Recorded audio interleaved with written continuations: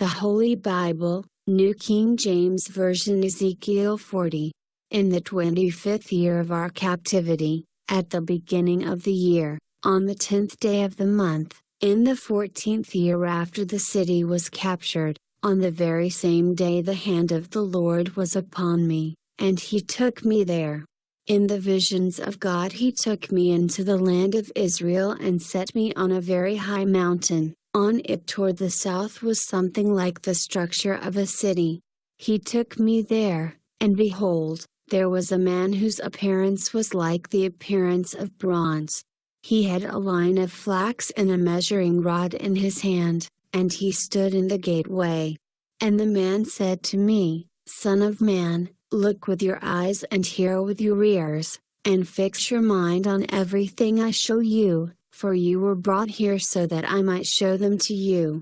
Declare to the house of Israel everything you see.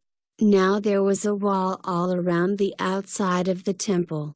In the man's hand was a measuring rod 6 cubits long, each being a cubit and a handbreadth, and he measured the width of the wall structure, 1 rod, and the height, 1 rod.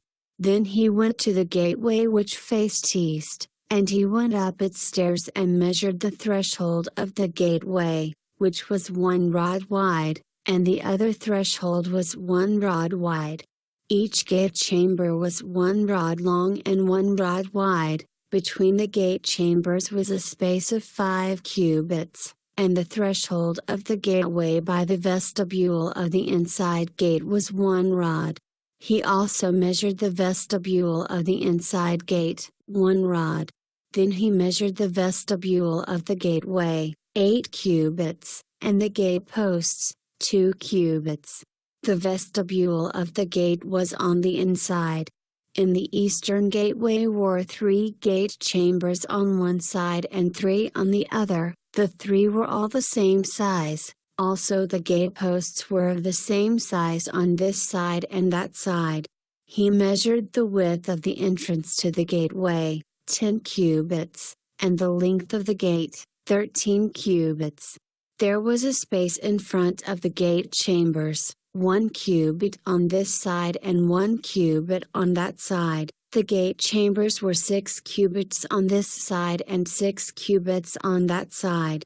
Then he measured the gateway from the roof of one gate chamber to the roof of the other. The width was 25 cubits, as door faces door.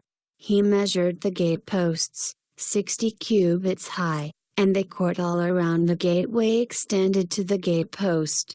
From the front of the entrance gate to the front of the vestibule of the inner gate was 50 cubits. There were beveled window frames in the gate chambers and in their intervening archways on the inside of the gateway all around, and likewise in the vestibules. There were windows all around on the inside, and on each gate post were palm trees. Then he brought me into the outer court, and there were chambers and a pavement made all around the court. 30 chambers faced the pavement. The pavement was by the side of the gateways, corresponding to the length of the gateways. This was the lower pavement. Then he measured the width from the front of the lower gateway to the front of the inner court exterior, 100 cubits toward the east and the north. On the outer court was also a gateway facing north, and he measured its length and its width. Its gate chambers, 3 on this side and 3 on that side, its gate posts and its archways, had the same measurements as the first gate. Its length was 50 cubits and its width 25 cubits. Its windows and those of its archways, and also its palm trees, had the same measurements as the gateway facing east. It was ascended by 7 steps, and its archway was in front of it. A gate of the inner court was opposite the northern gateway, just as the eastern gateway, and he measured from gateway to gateway, 100 cubits. After that he brought me toward the south, and there a gateway was facing south, and he measured its gateposts and archways according to these same measurements. There were windows in it and in its archways all around like those windows. Its length was 50 cubits and its width 25 cubits. 7 steps led up to it, and its archway was in front of them, and it had palm trees on its gateposts, one on this side and one on that side. There was also a gateway on the inner court, facing south, and he measured from gateway to gateway toward the south, 100 cubits. Then he brought me to the inner court through the southern gateway. He measured the southern gateway according to these same measurements. Also its gate chambers, its gateposts, and its archways were according to these same measurements. There were windows in it and in its archways all around. It was 50 cubits long and 25 cubits wide. There were archways all around, 25 cubits long and 5 cubits wide. Its archways faced the outer court. Palm trees were on its gateposts, and going up to it were 8 steps. And he brought me into the inner court facing east. He measured the gateway according to these same measurements. Also its gate chambers, its gateposts, and its archways were according to these same measurements, and there were windows in it and in its archways all around. It was 50 cubits long and 25 cubits wide. Its archways faced the outer court, and palm trees were on its gateposts on this side and on that side, and going up to it were 8 steps. Then he brought me to the north gateway and measured it according to these same measurements, also its gate chambers, its gateposts, and its archways. It had windows all around. Its length was 50 cubits and its width 25 cubits. Its gateposts faced the outer court. Palm trees were on its gateposts on this side and on that side, and going up to it were 8 steps. There was a chamber and its entrance by the gateposts of the gateway, where they washed the burnt offering. In the vestibule of the gateway were 2 tables on this side and 2 tables on that side, on which to lay the burnt offering, the sin offering, and the trespass offering.